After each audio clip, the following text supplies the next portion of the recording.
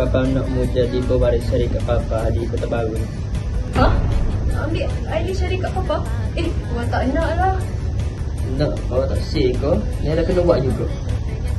Tapi, kenapa Naira yang kena?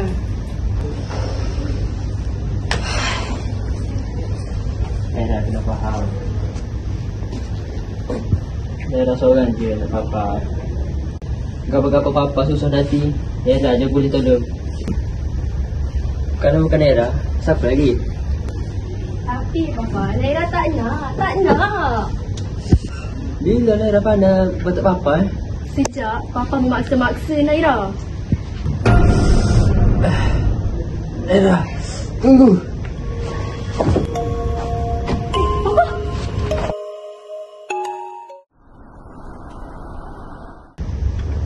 Oh Ija, aku dengar Datuk kamu dah meninggal.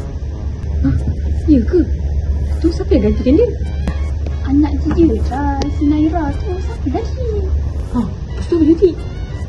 Lepas tu, mesra. Tak ada kerja dah ke? Gosip aja. Buat kerja tu. Bajet sambung je. Dia masuk. Ni Puan Naira, ni data kita daripada bulan lepas punya. Data menunjukkan yang syarikat kita mengalami kerugian daripada 2 minggu lepas. Ramai shareholder kita tak diri juga. So saham kita makin menurun dari hari ke hari. Nampak macam syarikat ni kekurangan modal lah untuk dibangunkan balik. Kalau macam tu kita boleh minta nasihat daripada Puan Jasmine sebab dia dah lama bekerja dengan syarikat Megah Holding ni. So mungkin dia lebih tahu tentang silap-bilap syarikat ni. Okey dah, saya setuju. Nanti awak tolong arrangekan meeting ya untuk kita. Baik Puan, terima kasih. Sama.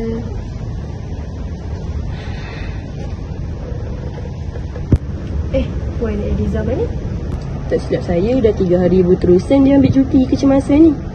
Saya dengar anak dia sakit Puan. Dah melarat dah rasanya.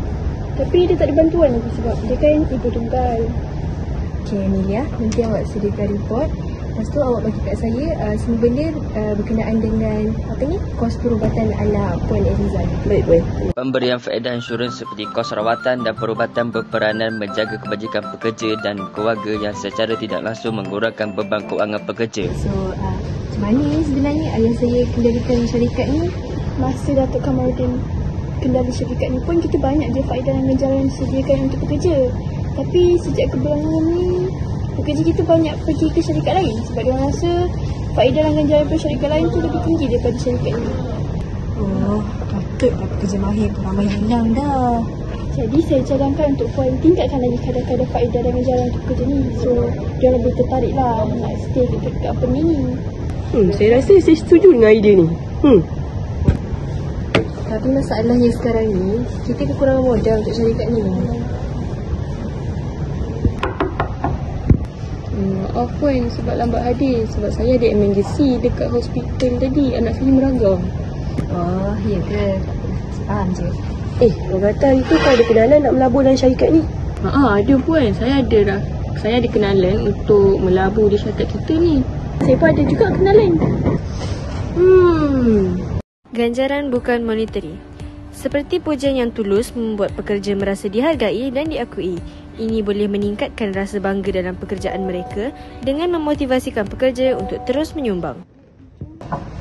Ya Rizal. Pada kita ada senarai pelabur untuk kita jumpa pada petani. Okey, baik.